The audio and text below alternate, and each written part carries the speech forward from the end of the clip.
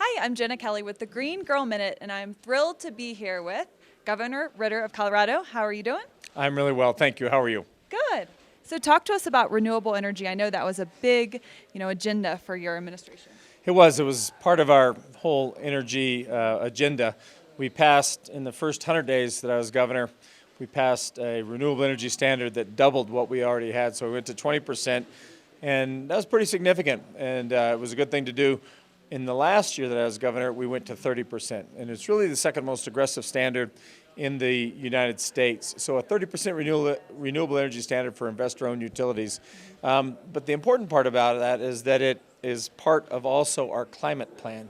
So we, in this state, thought that renewable energy should be an important part of also how we reduce emissions. We've got a lot of parts of that, right? Natural gas as opposed to coal. We have energy efficiency measures. There's just a lot of things that we're trying to do.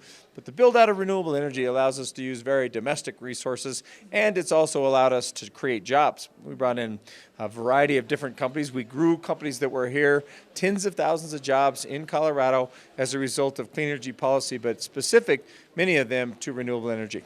And now you're working as the new director of the Center for New Energy Economy at Colorado State University. Is that right? Okay. You got it all right.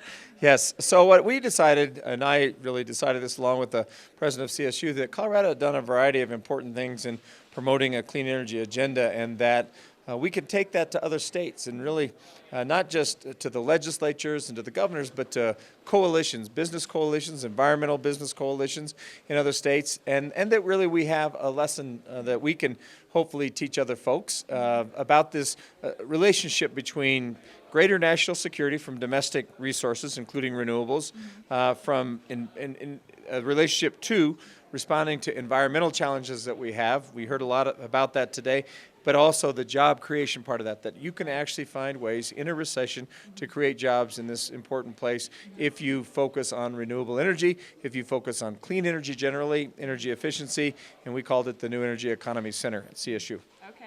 And I did read your Huffington Post blog today about natural gas, so you do think that's a good alternative to include as well? We do think that's a good alternative as part of an entire clean energy economy. And so last year I was governor, I signed a bill, and it was our agenda item. We transitioned about 900 and some megawatts of power. It's about 3 or 4 coal plants into natural gas. And what's important about that, think about the fish in Colorado and lakes in Colorado. There's a lot of them you cannot eat because of the mercury content. And so natural gas, when it emits, it has no mercury.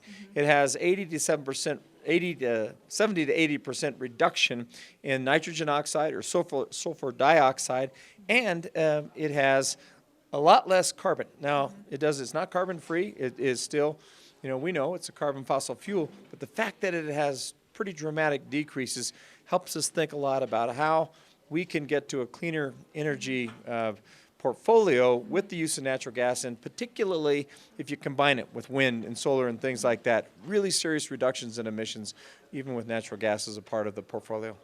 Well, thank you so much for taking the time to talk to us tonight. Thank you. Happy to do it. Thanks.